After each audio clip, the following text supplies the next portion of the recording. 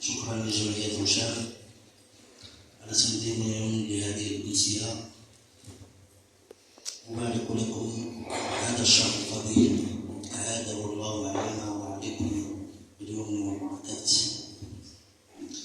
شكرا للأخ فؤاد بياز القاسمي، شكرا للأخ حميد بوكا والأخ سعيد تكوي.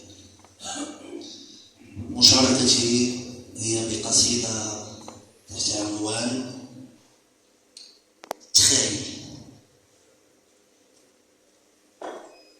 تخيل معايا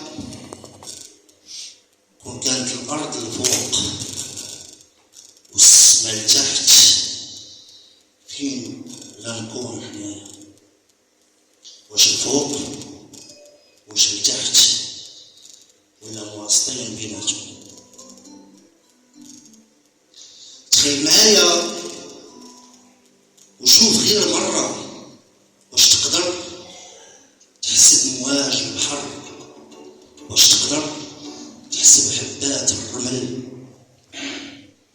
ولا غير شحال من شجرة. تخيل معايا كون كنا سحاب ولا نجوم، واش نغيرو ولا نحسدو بعضياتنا؟ محال على حساب فهمتي وعلى قد نيتك حجر العافية يشدوك. الله يسمح لي الحقيقة اللي مسحوها بليدة وكتبوا خط عريض الكذاب يدي لاجر. وتخيل معايا كون كنا نعيشو اليوم بعقل غدا ومصير المستقبل نشوفوه يوم الولادة. اش من عسل يحلي ريق الشهادة إذا كان مريض الصبر حاله موهن، وشحال من لون في الحياة وكيف تكون الواقعة إذا كانت المرارة غالبة.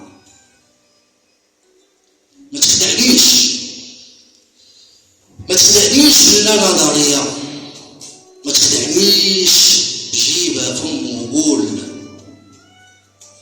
حيث كاينة الفلسفة وكاينة الهلوسة الكلامية. وصعيب تخدعني إذا كان إيماني قوي بحقيقة الوجود. تخيل معايا من هنا لقدام البترول والغاز ما يبقى ساوي والو قدام الماء والطاقة. وتخيل معايا موت ورث الجياع على لقمة، والحروب تصبح زراعة وفلاحة. هاك الإفادة متفهومة فايدة، هاك الكلام شوية من شلة، وهاك المعاني فايدة شلال. وتخيل معايا كون زادوا الزجاج